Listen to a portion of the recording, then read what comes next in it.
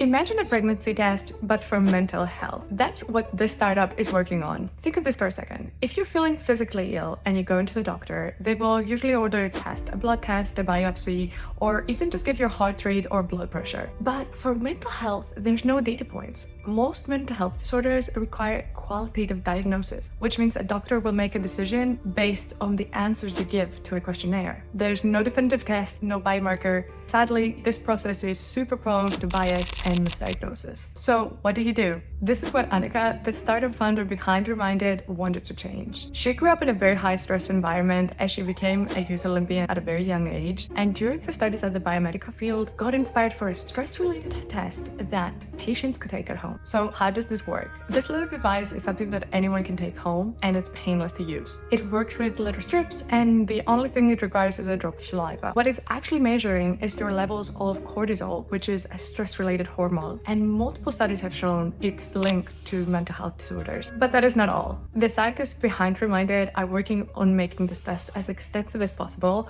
and adding more biomarkers that have been shown to be stress and mental health related. This could be huge because for the first time ever, mental health patients will be able to share concrete data with their clinicians when they're seeking a diagnosis. What do you think? Would you use a test like this?